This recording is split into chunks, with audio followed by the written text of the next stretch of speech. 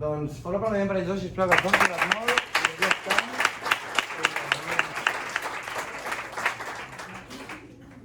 Bona tarda. Abans de res dir que nosaltres ens centrem una mica més en el llibre, en el context, en la història, en l'autor, i llavors anirem encaminant cap a aquest espai geogràfic on te passa la punyalada per tornar a encarar una mica amb l'obra, amb l'excursió teatralitzada de solucions escèniques. Jo ara us faré, diguéssim, he preparat una mena de... Se sent? Sentiu? El projecte la veu o l'obra? Projectaré. Molt bé. Jo he preparat una mica, diguéssim, un context històric de l'autor. És una cosa una mica més de conferenciant, ja em perdonareu, si m'allargo molt em podeu tallar i llegiré una mica perquè és llarg, complex, però crec que és molt necessari per acabar entenent per què Marià Vayreda construeix l'artefacte literari que acaba construint. Bé, doncs, jo em centraré, com deia, no tant en el món narratiu, sinó des del punt de vista biogràfic, per parlar de com la biografia d'en Vayreda s'imbrica i es transforma en paral·lel al context històric de la Catalunya de finals del segle XIX, que parteix d'un món que encara veu d'unes estructures que estan molt lligades a la tradició, premodernes, podríem dir-ne, i que en molts aspectes són un món caduc, i veurem com Vayreda interpreta tot aquest món que en ell també l'arrossega, i que va integrant-se cap a una altra societat que va creixent i que per Vayreda no deixa de ser la línia lògica que el seu desenvolupament de les seves idees i de les seves decisions el portaran al llarg de la seva vida. També he volgut trencar una mica en l'explicació que faré amb aquesta idea que s'ha parlat a vegades de la punyalada com el western català. Crec que parlar una mica amb més profunditat amplia encara més el sentit de què passava en aquell moment històric i alhora desmitifica una obra que en Vayreda, amb el simbolisme que li va donar, deixava oberta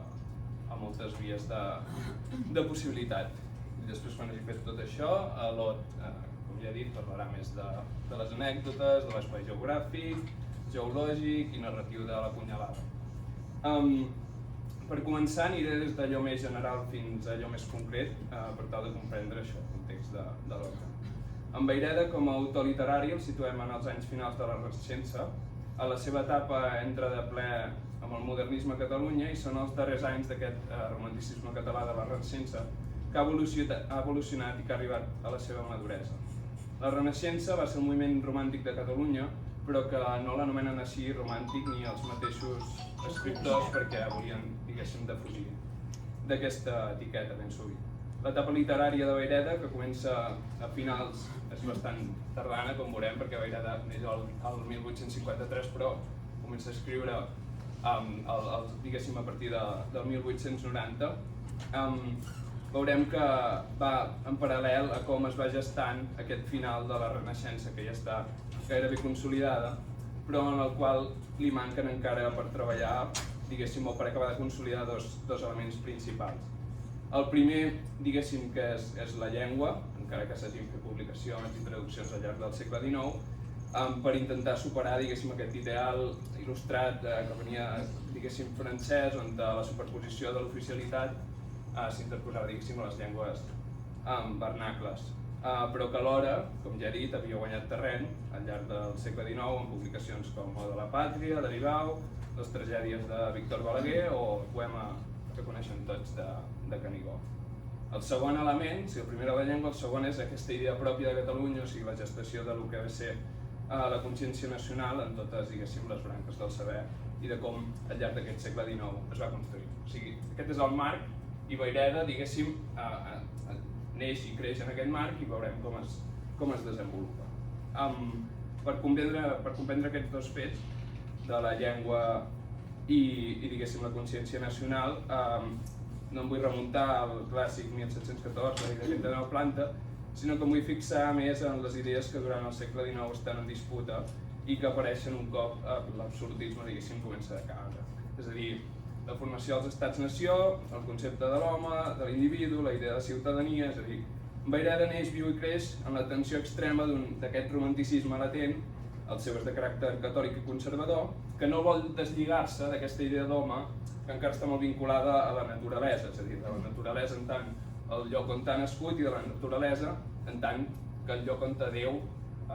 l'ha deixat, o sigui, és l'estructura social que encara Vayreda intenta defensar i mantenir, com veurem. I aquesta tensió alhora està xocant amb tots els moviments i totes les disputes que s'estan donant al llarg del segle XIX. Són moments on Europa està vivint canvis molt importants i té moltes pressions internes i externes. Tenim Bismarck a Alemanya, tenim la unificació italiana, tenim Napoleó III intentant a París construir una pàtria com la napoleònica i tenim una idea de la subjectivitat que és molt, diguéssim, militar. El segle XIX doncs, és aquest segle que les potències intenten trobar el seu reajustament en les idees modernes. I Catalunya, com a nació històrica, no li és indiferent tot aquest context. I la Renaixença, com a projecte cultural, vol entrar a aquesta intel·lectualitat europea, lluitar contra, diguéssim, amb totes les decadències que els imperis, a l'hora que intenten centralitzar-se, estan provocant. Per posar un exemple ràpid, diguéssim, d'aquesta decadència que Catalunya i Vayreda interpretarà, que, de fet, no és una interpretació perquè vivia a Espanya, posaré un exemple, que és que Vayreda viu uns anys que es podrien descriure explicant que si, per exemple, a la Guerra d'Àfrica de 1860, que capitanejava el general Prim amb els reservistes catalans, encara s'entenia sota el marc d'aquesta construcció política d'Espanya, de com s'estava construint, per això els catalans s'hi apuntaven i fins i tot celebraven anar a lluitar al Marroc i seran després capdavanters en la Primera República, etc. És a dir, que treballen amb qui sigui pels seus propis interessos, perquè volen modernitzar aquesta Espanya que està al llarg del segle XIX també en disputa. Però, com veurem, a principis del segle XX, amb la restauració tot això queda minvat i els catalans ja no són els catalans de Prim que volen anar a la guerra per morir per aquella pàtria, sinó que ja són conscients que el projecte d'una Espanya oberta és més complicat i els catalans ja no volen, diguéssim, morir. I quan sortien, diguéssim, de Barcelona amb els vaixells, els ciutadans que eren militars ja no estaven tan contents per anar a la guerra, sinó que s'anaven, diguéssim, fet aquest apunt històric, passem una mica als eixos que teníem Vayreda. N'he posat 5, que diguéssim es barregen entre ells: catolicisme i tradicionalisme, regionalisme i catalanisme i finalment el carlisme. Aquests eixos són els que Vayreda intenta fer reflexionar a mesura que avança el seu temps, al voltant dels moviments com el bigatanisme o de figures com Torres i Bages o dels catalans que s'encarnaven literàriament en la figura de Verdaguer. Aquests eixos els he dividit, són 5, però els he dividit, diguéssim, en 3 idees. La idea de Déu, que Vayreda la té molt present, perquè Déu és qui ha establert l'ordre social i aquest ordre social està sotmès a l'Església, que és l'única institució que té potestat per definir-lo. En la seva escala de valors, Vayreda diu que en primer lloc és catòlic i en segon lloc regionalista, i que aquestes dues tesis ja estan compreses en el programa carlí, i afegeix després que ell és regionalista en general i catalanista conservador en concret. És a dir, tenim dues idees de Déu, el Déu de l'Església, de la institució, de les parròquies, dels seminaris, i tenim el Déu de la tradició lligat a la nació catalana i a la seva moral i als seus costums. Segon, tenim el concepte de pàtria, que és una idea central del seu llenguatge i que va en consonància amb el desenvolupament de les manifestacions culturals i polítiques que dèiem que es donaran a finals del segle XIX, que podríem dir que aglutina tot l'eix ideològic esquerra-dreta, en el sentit que a Catalunya tothom reivindica que l'Estat espanyol s'hauria de conformar respectant les diferents nacionalitats i, en paraules de Vayreda, diu que estan en contra de l'odiós centralisme que aferma les regions, el despotisme de Madrid. Per exemple, això és curiós, Vayreda, en una carta al seu amic Josep Berga, exalta la figura de Prim, que era liberal, com un heroi que cavalcava entre els fums espessos de les armes tradicionals, que, segons Vayreda, són armes que ja no són el que eren, que estan refinant-se i no permeten que els homes es presentin com ideals de si mateixos. I si Vayreda, sent carlí, diguéssim, fa aquest enaltiment de Prim, com ho feien molts catalans de l'època, és perquè el militar de Reus encara bevia, diguéssim, d'un món anterior al de 1714, és a dir, d'una Espanya entre cometes, que respectava, diguéssim, les certes llibertats plurinacionals. I per tant, el seu concepte de pàtria és ben diferent i si, després ja ho anava a ensenyar. Aquí hi ha el llibre de les obres completes, que si voleu llegir els articles, que són molt interessants per veure amb la seva capacitat d'articulista i literària a l'hora de parlar sobre la política de l'època. I n'he extret un fragment d'aquests articles on parla d'aquest concepte de pàtria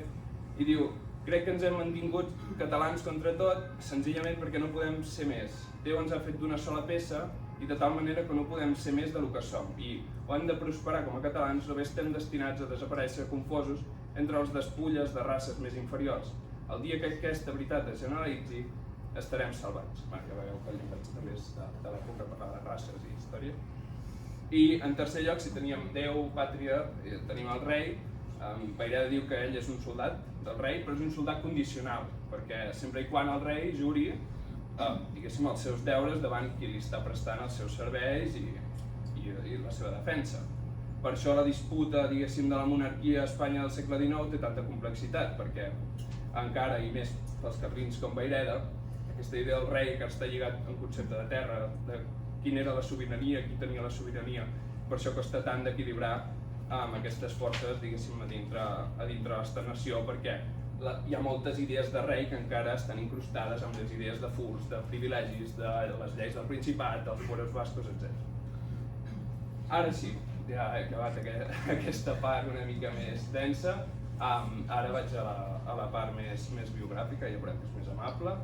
però crec que era necessari fer tot aquest context perquè, per no deixar de banda de les situacions polítiques que venim, que no fa, diguéssim, tants anys que van passar. Llavors, i pel que fa a la biografia, la família Vayreda té una llarga tradició a Olot, on són propietaris d'una casa pairal des del segle XVII, quan l'avantpassat Joan Vayreda, l'any 1677, compra una masia als afores d'Olot i comença a transformar-la fins que al llarg dels anys i les generacions s'acaba convertint en la residència senyorial de la família. Els Vayreda són un dels llinatges de pes de la petita noblesa catalana rural no titulada. L'avi del mateix Vayreda havia rebut, però, el privilegi reial de ciutadà honrat de Barcelona. Marià Vayreda és fill d'una família de 9 germans, tot i que només en queden 7, perquè 2, com era natural, a l'època van morir quan eren petits, i dels germans els més coneguts són ell i el pintor Joaquim Vayreda. Això algú pot dir el contrari, perquè n'hi ha més si algú volgués dir alguna cosa. Ja veurem que la relació amb el seu germà i amb la pintura són extremadament importants per acabar entenent l'obra. Neix, com ja he dit abans, el 1853, després que la família torni a la masia rural de Can Vayreda, un cop retornats de Girona, on s'havien exiliat des de l'inici de la primera carlinada, de l'any 1833, i, diguéssim, durant la guerra, a casa seva havia estat assaltada i incendiada pels mateixos carlins, procedents de Navarra, amb la idea de convertir Olot, que llavors era de tendència liberal, en un lloc estratègic pel carlisme. I mentrestant, els Vayreda, que són a Girona, diguéssim, reparen la casa i abans del 53 la família hi torna, però no hi tornen tots, només hi torna, diguéssim, la part masculina. Les filles, que són 3, es queden amb l'avi al pis, diguéssim, de Girona. I la mare, Rosa Vila i Galí, que era filla de la masia del Cavaller de Vidrà, d'Osona, no sé si la coneixeu, una masia, diguéssim, molt important, que és una representació perfecta del barroc català i del pairalisme. I, de fet, aquesta masia, durant la Tercera Guerra Carlina, serà el centre d'operacions. La mare mor quan en Vayreda encara és un nen. I es queda amb el pare, Francesc Vayreda, que ja havia assistit, com ell farà i el seu germà farà, a les classes de l'Escola de Dibuix d'Olot, i la família és coneguda a Olot per les seves idees dretistes. Els Vayreda eren lectors del diari carlí L'Esperanza, el diari més important de la premsa espanyola de l'època, i eren bons coneixedors de la tradició catòlica catalana i de l'obra del filòsof teòleg i clergue Jaume Balmes, qui anys més tard formularà l'espai simbòlic de la muntanya catalana, un espai espiritual i físic comprès entre Vic, Berga i Olot, que serà, diguéssim, la base del pensament i de l'art dels Vayreda. A Olot la família també participa del Círcul Carlí, que era el lloc de trobada de les classes benestants olotines, on es respirava l'ambient que embafaria a tota una generació de joves que acabarien allistats, com el mateix Vayreda, a l'exèrcit carlí. Doncs el círcul és un dels espais ideològics per excel·lència i on es gesta la idea, aquesta és una frase literal, diu que només una altra guerra és l'única manera d'arreglar la situació que viu el país. En Vayreda és petit, en Maria Vayreda és petit, als 10 anys ingressa a l'escola de dibuix d'Olot i hem de tenir en compte que la formació que rep, a banda dels coneixements, també, diguéssim, l'expandeixen en tot l'entorn i tots els contactes. El seu germà i conegut pintor Joaquim Vayreda, que és 10 anys més gran que ell, rep classes de dibuix a través de classes particulars que el director de l'escola, en Narcís Pasqual, li anava a fer a la casa pairal, cosa que, diguéssim, abans que en Maria ingressi a l'escola, segurament afecta la seva formació, perquè si entra a l'escola quan, diguéssim, als 10 anys, si el seu germà s'ha estat formant ell segurament a casa, ha pres una bona formació com demostra aquí, per exemple, és el moment. Aquest llibret del Museu de l'Empordà, aquí apareix, diguéssim, bona part de la família, nets i fills, i si no, aquest llibre que sí que el trobareu a la biblioteca, que és diguéssim una anàlisi de la segona obra Sang Nova, però està ple de quadres de Maria que són molt xulos. I això, la seva formació, però, de cop es veu sacsejada per primer cop quan ell té 15 anys, durant la Revolució de Setembre del 1868, coneguda com la Gloriosa, que acabarà amb la proclamació de la Primera República. Aquest aixecament militar i civil, diguéssim, contra Isabel II suposa l'inici del sexenni democràtic i això alhora impedeix a Vayreda de poder marxar a cursar els seus estudis a Barcelona, cosa que possiblement començarà a despertar, si no és que ja començava a estar desperta, la seva faceta intel·lectual. Vayreda descriu l'ambient de 1868, una mica, suposo, recelós de no haver pogut anar a la universitat, d'aquesta manera, diu: la revolució partia als camps i davant d'un partit radical i decididament anticatòlic se'n formà un altre de catòlic resolut, on ingressaren amb entusiasme multitud de joves il·lustrats, decidits a lliurar batalla en tots terrenys, tant en el de la polèmica com en el de la força. D'aquella època daten les fundacions de joventuts catòliques i altres associacions i organismes que donaren vida i vigor a l'element catòlic i que de segur l'haurien portat encara millors resultats, de no sobrevenir divisions i misèries que no és d'aquest lloc ni està en el meu ànim esbrinar. Aquesta, diguéssim, revolució talla la seva formació. I justament és en aquest context, a cavall d'aquests dos mons on s'està movent, d'aquesta intel·lectualitat, diguéssim, d'Olot i la branca artística, que Vayreda interromp, aquí diguéssim si definitivament, o definitivament no, periòdicament la seva carrera pictòrica, entrant, i no pas per la porta petita, a les files de l'exèrcit carlí l'any 1872 al costat del general Tristany i dins de l'estat major del sanguinari reconegut empordanès Savalls. L'allistament de Vayreda coincideix amb l'ideari de defensa d'aquestes despulles d'un món tradicional que es veu amenaçat i és el que l'ha educat, diguéssim, en ell. Té només 20 anys i la seva vinculació amb el món cultural olotí li ha servit per anar reformant els lligams que tenia amb tots aquests corrents ideològics conservadors del país i calia entrar amb mà de ferro per posar ordre, diguéssim, a les concessions que s'estaven fent els liberals centralistes per retornar a Catalunya, diu, al món de Déu que li pertany. Els processos de secularització, diguéssim, estaven tocant totes les velles estructures eclesiàstiques i estaven deixant molt minvat el poder del clergat que no s'ajustava, diguéssim, a aquest engranatge que s'estava construint a Espanya. Cal fer honor, doncs, al món que l'ha fet créixer i el fet que Vayreda ingressi a l'exèrcit amb un dels seus altres germans, l'Estanislau, marca tota la seva vida, bàsicament. Deixa el pinzell, agafa el trabuc, coincidint amb la mort del seu pare aquell mateix any, i podríem pensar que la guerra també forma part de fer justícia a les formes de vida que li han estat heredades. Llavors, en el context de la guerra, el projecte Cantut, si algú li sona, el projecte Cantut, va fer recull de glosses i de diferents cançons populars i em vull posar dos perquè, i després us les llegiré i així enteneu una mica també com s'expressava la gent en aquell moment. Quina posa? Fem el Què? Savall i els carlins, aquesta és l'altra. Vull. Si no, comencem per aquesta. No, tranquil.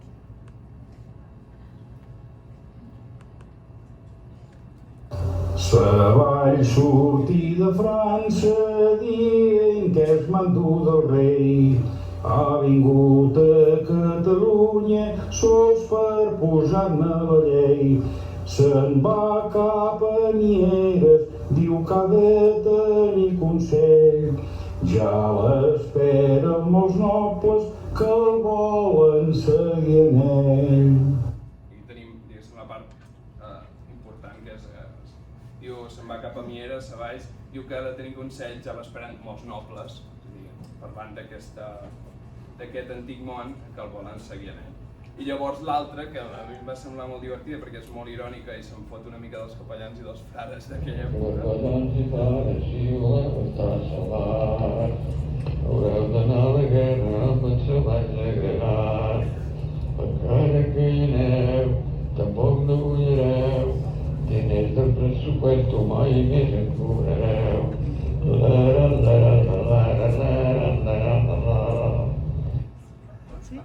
Faig la transcripció perquè aquest no s'entén gaire. Diu, capellans i frares, si voleu estar salvats, haureu d'anar a la guerra amb els cavalls agregats. Encara que hi aneu, tampoc no guanyareu, diners del pressupost mai més en cobrareu. I donant-los per sentència. Llavors, un cop s'acaba la guerra, que havia significat un parèntesi en la seva formació pictòrica, s'exilia a Seta, Occitània, Llenguadoc, ferit i malalt, per viure i continuar pintant amb el seu germà Joaquim i el mestre i mecenes Josep Berga i Foix, amb qui els Vayreda ja havien establert una forta amistat a la seva ciutat i amb qui fundaran el famós grup de paisatgistes de l'Escola d'Olot. Llavors Vayreda, pocs mesos després d'estar a França, continua un viatge a través de França, se'n va a París i treballa amb el prestigiós pintor academicista francès Gérôme, que hi ha unes imatges, exacte, aquest, un pintor molt interessant, i segurament aquest sigui, diguéssim, un dels moments més brillants de la seva carrera i comenci a endinsar-se també en el simbolisme.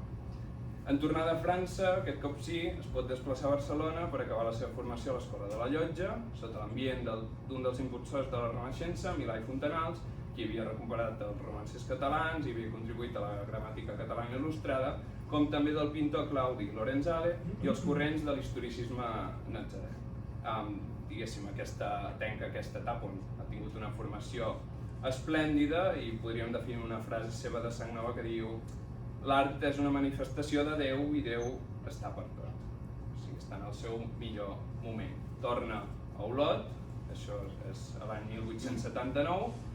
però encara no escriu. O sigui, estem parlant de que aquí encara s'està dedicant a continuar formant-se com a pintor i s'integra un altre cop a la vida olotina,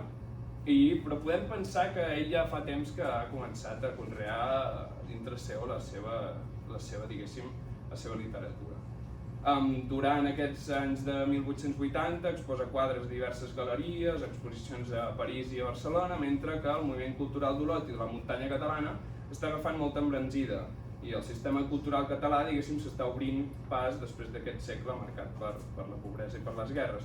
I mentrestant ajuda el seu germà Joaquim en l'empresa d'alguns negocis, creen una empresa que es deia l'Arte Cristiano, que feien figuretes i imatgeria religiosa, i busquen aquesta artesania una altra forma de fer diners. O sigui, la seva vida, en qüestió d'aquests últims anys, ha canviat completament, de viure d'aquesta noblesa i d'aquest món rural i a integrar-se a les dinàmiques, diguéssim, modernes. Vayreda és gerent això de diferents negocis i fins i tot obre una botiga a Barcelona, aprofitant la popularitat que tenia aquest art cristià a les ciutats i aprofitant l'Exposició Universal de Barcelona del 1888.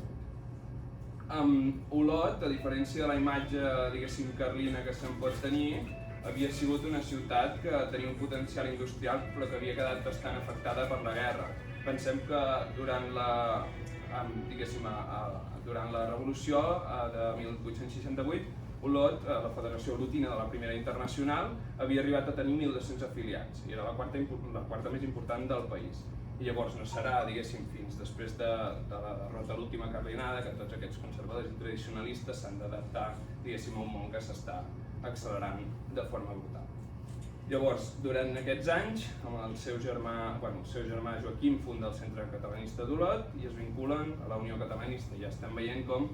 El grandisme va desapareixent, diguéssim, del seu aspecte ideològic i es va endinsant, primer a través del regionalisme, que és una visió, diguéssim, una defensa, diguéssim, del territori català, però amb un llenguatge encara bastant anticentralista i molt poc, diguéssim, de consciència nacional, i al final de la seva vida ja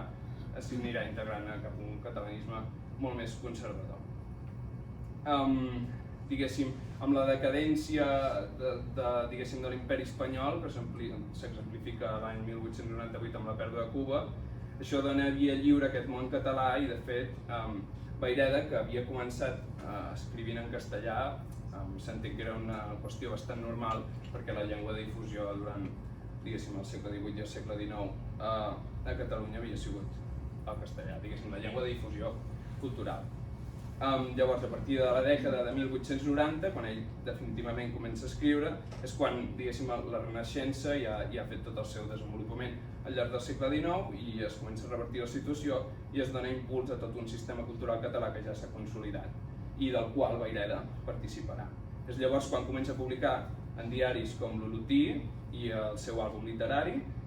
escriu sobre moral, sobre política, sobre religió, mentre va preparant les seves 3 obres. Per exemple, un dels primers contes que escriu Vayreda, que és un dels més divertits i us el recomano llegir, que es diu Una vetllada cursi, s'hi explica a través d'un personatge i dels seus amics l'arribada d'una família de Barcelona que estiueja a Olot, que, diguéssim, que ha venut la llengua i el bon gust per tal de ser acceptats en aquella societat barcelonina que depenia de Madrid però que s'està, diguéssim, enfonsant. Llavors, ell, aquest relat, que serà l'únic que escriurà en castellà i amb pseudònim,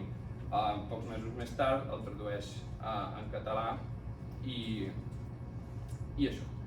Llavors, aquests anys 90 són els anys, diguéssim, de la febre de l'or i un moment clau per l'economia dels estats, i això fa que el catalanisme encara s'intenti obrir lloc i es plantegi quina ha de ser la seva posició en aquest món que neix i que estrenarà, diguéssim, al segle XX. Ell, uns anys abans, s'ha casat amb Maria Pilar Aulet i Soler, que tenia 17 anys, 18 menys que ell, i les noces les passen a Itàlia i durant els 15 anys que va durar el matrimoni, fins a la mort prematura de Vayreda, tenen 7 fills. Quan el seu germà Joaquim mort el 1894, la projecció de Vayreda ha intensificar-se per substituir la figura familiar, diguéssim, del seu germà i la seva figura pública. I la gent comentava que durant aquells anys la família s'havia tornat d'ànima freda, i els deien Vayreda, ànima freda. Tenint en compte la importància de ser l'últim home de la família, Vayreda va haver de fer front als interessos familiars, fet que queda palès i alhora demostra que es va haver de vincular, com ja havien fet, a la política i diguéssim, de l'any 1895 fins al 1899 va formar part de l'Ajuntament d'Olot i fins i tot durant l'any 1897 va fer d'alcalde per malaltia del titular. Aquesta imatge d'ànima freda es contraposa bastant perquè és la seva època, diguéssim, més creativa. Ja a principis dels 90 deixar la pintura per escàs èxit, ell diu, i el tio havia fet exposicions a París i a Barcelona, no sé què, i s'enfoca cap al món literari. Treballa la poesia també, el relat breu, la novel·la, l'articulisme, i cada cop va estrenyent contactes amb tot aquest món que acabarà sent, diguéssim, el de Maragall, de Caterina Albert, de la Lliga Regionalista, i de fet, quan ell es mor, que es mor enllestint allà la punyalada, ell, diguéssim, no la pot acabar, aconsegueix, malgrat tot, entrar i que es consideri la punyalada com una de les 3 obres clau del modernisme, juntament amb els Sots Feréstecs de Caselles i amb Solitud de la Víctor Català. Llavors, ell, abans de morir, tota la transformació aquesta que hem vist del noi, que això és molt interessant, després ara, quan obrim una mica de debat, ja ho veurem, perquè en el fons no deixa de ser la representació de l'Esparver, que és aquest món que ell venia, un món molt brut i molt salvatge, tot i que era refinat, però que havia de defensar-se a través d'un món, que és un món del carlisme, i després l'altre personatge, diguéssim, que és l'Albert Bardals, on ja és el més refinat i més civilitzat. Llavors ell, al final de la seva vida, s'interessa pels jocs florals del país, participa a vetllades literàries i comença, diguéssim, a fer un nom i fins i tot després de la seva mort, que aconsegueix, diguéssim, un èxit bastant important, amb Records de la darrera cardinada ja havia tingut èxit, Sang Nova també n'havia tingut, però no és fins, diguéssim, a la punyalada on ell s'alça. I, per exemple, els crítics del moment, en diaris com La Veu de Catalunya, escriuen que La punyalada és una obra que ha sabut connectar perfectament amb els corrents estètics i amb els ideals de Catalunya. I perfectament havia anat més enllà de Sang Nova, perquè una crítica que li van fer és que Sang Nova, en el fons, no deixava de ser una sang vella. O sigui que ell amb Sang Nova, amb la novel·la, intentava com recuperar un passat que ja estava mort i que era un passat supertradicionalista i molt conservador, i se'n riuen d'ell, diguéssim, en aquest sentit. Una crítica li diuen que aquesta sang nova que ell planteja, en el fons, és una sang que és vella. Com deia, les coses que va fer abans de morir-se, també fa el primer, això és una anècdota, fa el primer calendari del setmanari El Cucut, que va ser aquell setmanari que els militars van calar-hi foc el 1905 i que de fet és com diguéssim l'anècdota del punt de partida de la Catalunya del segle XX. I per acabar, com que m'agradaria retre-li una mena d'homenatge a la seva part més intel·lectual, ja que aquí hi ha molta part pictòrica, hi ha la part de les novel·les, com que he rescatat també una part una mica més política que ha quedat oblidada, us vull llegir alguns fragments que crec que són interessants. El primer és sobre la situació de la pagesia de muntanya i com la misèria podia arrossegar, això ho dic jo, però a part de la població, el gondolerisme i haver-se d'allistar a l'exèrcit per tenir un plat a taula. I diu, avui que amb motius dels tractats de comerç tant es parla de les classes productores, dels seus drets concultats i del seu poc avenir, sigui'ns permès fer esment d'una classe que, tot i ser la classe productora per excel·lència, és sense dubte la més desatesa per l'Estat i fins per la societat. Volem referir-nos als remenses del segle XIX. Malament estan les classes productores que viuen en els poblats i les terres planes, sota la fèrula de governs que semblen constituïts per explotar el país més que per administrar-lo i defensar-lo. I aquesta classe se l'obliga a contribuir a les càrregues de l'Estat en igual proporció que les altres. Diu, ella contribueix al sosteniment dels cossos de seguretat que apenas coneix més que de nom. Ella contribueix a les càrregues del magisteri de què no es pot aprofitar. Ella contribueix a la construcció i manteniment de carreteres que sols veu de lluny lluir com cintes de plata. Ella, en fi, paga la terrible contribució de sang a les persones dels seus fills que són cridats a defensar la pàtria.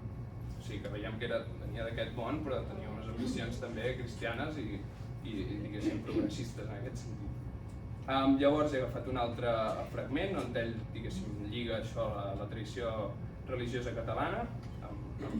la qüestió de Déu. Diu, un dia l'ànima genial del gran Verdaguer, a través d'una visió lluminosa, descobrí clarament el signe de la trilogia sagrada de la nostra nacionalitat, pàtria, fides, amor, simbolitzada en aquelles tres branques que neixen d'un mateix tronc i s'eleven al cel, i cantar aquells versos inspirats. I acaba dient, mossèn Cinto ha inaugurat els Jocs Florals de Berga, ha fet la consagració del pi de les tres branques. I llavors, abans de deixar pas a l'Ot, i espero no haver-me allargat massa, vaig trobar un fragment que m'ha semblat molt divertit perquè sembla d'una vigència bastant brutal. Diu, quan diem catalanisme, entenguis bé que ens referim al regionalisme aplicat a Catalunya, sense que s'hagi d'entendre's exclusivisme, ni molt menys afany de domini sobre cap altra regió, ja que això repugnaria l'essència de la nostra doctrina. Molts són els que ataquen el catalanisme i els catalanistes, ridiculitzant-los, mutejant-los de visionaris, de retrògrades, eclèctics, federals revolucionaris, etc. Però el regionalisme, en la seva essència, pocs l'ataquen, ans al contrari, i molts el festegen i procuren fer-se'n una arma, com si amb ell volguessin fer més simpàtics els seus ideals. El partit carlí és el qui de més antic ha sostingut la idea regionalista, a la qual, sense dubte, deu el seu prestigi a Catalunya i les Vascongades. Ramon Nocedal, en separar-se del seu antic partit, ha pretès sostenir la bandera regionalista. Els federals proclamen regionalisme a la seva manera i fins als governs monàrquics liberals, per més que sigui posant-se en contradicció amb les seves obres, de paraula han obert concessions al regionalisme que bé tingui poques ganes de complir, prova sempre que el regionalisme s'imposa, que està en la consciència de tothom fins d'aquells que d'ell reneguen.